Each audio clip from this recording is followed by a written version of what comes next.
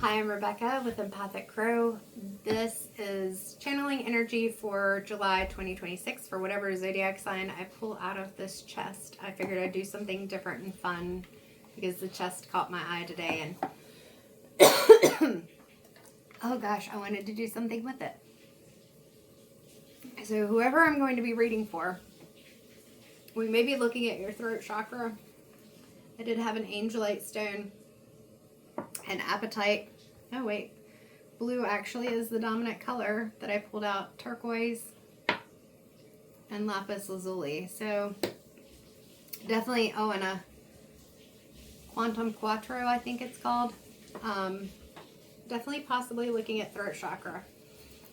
I do things in different ways just depending on how it hits me. I'm an intuitive reader, even though I do have training in the cards. I use not only the cards, but also channeled messages, sometimes song, things I see, hear, smell, sense, whatever it is, I go with the flow of what comes through. So Cancer, we are going with you. So Cancer, welcome. Let's go on this journey together and see what spirit message is coming through to you for July 2026. However, whenever this message meets you, it could be a message for you. I was feeling called to before I even was clocking what deck I was picking up, the Priestess of Light Oracle. So let's start with an Oracle card. Spirit, where are we starting for Cancer? Yeah, I was not having any throat issues, and then now it's crazy. And nothing has changed. I may have histamine reaction issues, but this should not be happening. All right, 38, which breaks down to an 11. That's a master number. Sensuality, feminine wisdom, and passion. Notice that tiger. There's a prowess that both the tiger and the woman have, even though there's also a softness. Like, she's not standing there going, she knows who she is. She knows who she is. She's not afraid of herself, her power, her feminine energy, any of that. There's no fear there. It's just an embodiment. It's just living in that moment. And her necklace, it looks like it could be emerald. So there's a heart chakra energy that's coming through here. Emerald wrapped in gold. Anything else from the Priestess of Light? And I'm going to keep looking at this card to see if anything comes out. What color is that? So on her headdress, she's got little stones, and it's hard to tell, but it looks like it's a dark blue, which could be third eye or throat chakra or both. Throat chakra, you usually have the lighter blue, like kind of a little bit lighter than that even, but we will see. Where are we going with this? Feminine wisdom and passion.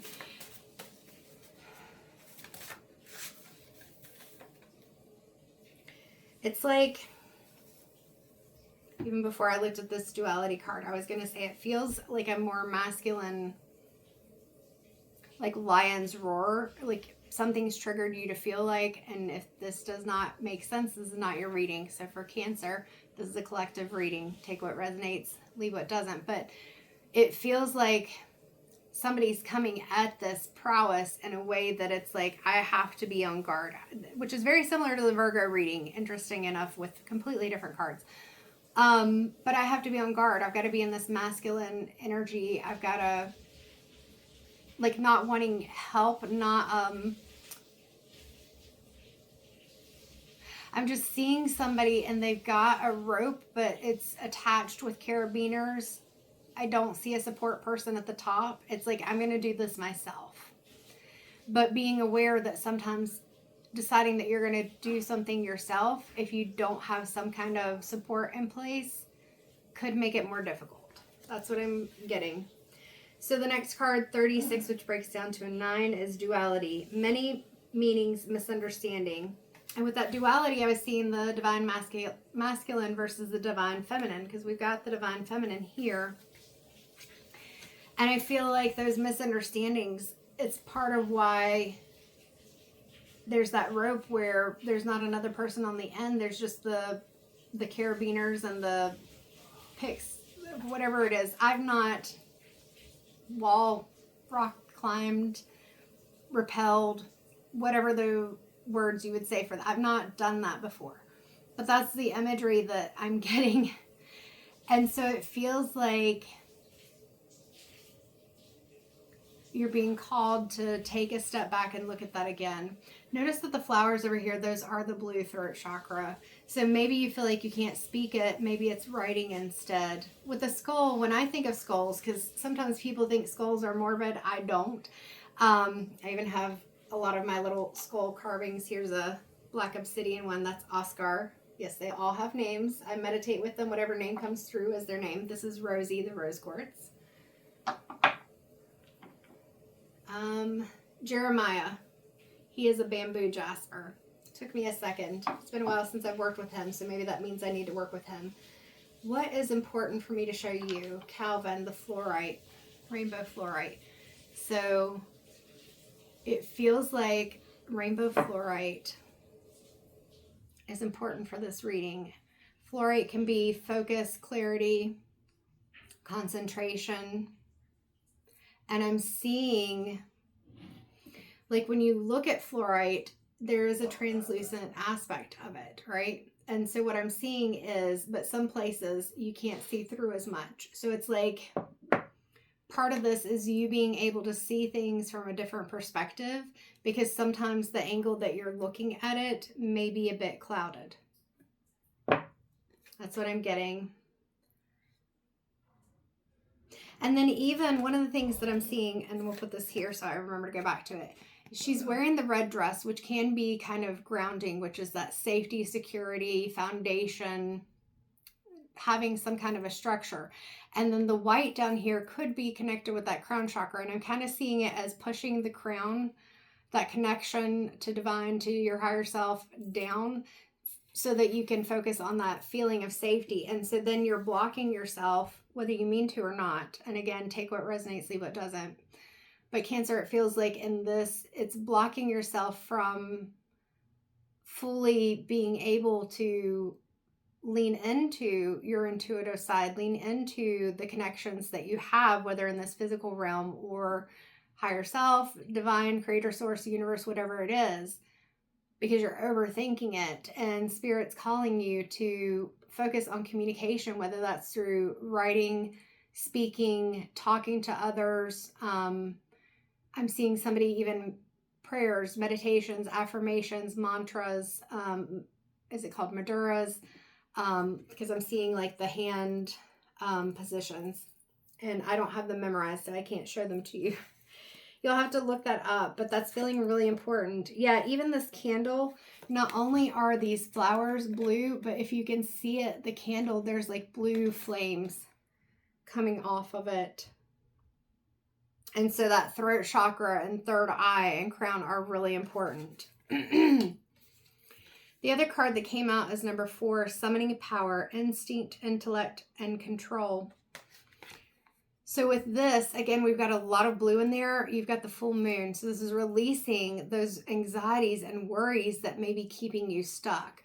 I feel like with these two wolves, part of it is, the way I'm seeing it is the confident aspect versus the anxious aspect, and trying to discern what's your intuition versus what is your anxiety, and being able to take back that power to say, I know who I am, what's going on. And I understand that both can be present at the same time, the anxiety and the intuition.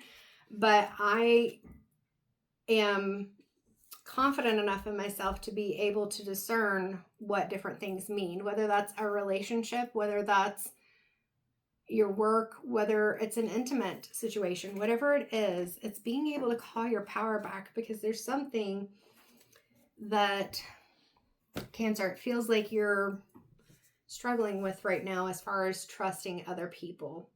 Being called to the Urban Crow deck, Oracle deck. So we're not in tarot yet, but that's okay. To just kind of see what are some things that are going on for you that are making this difficult.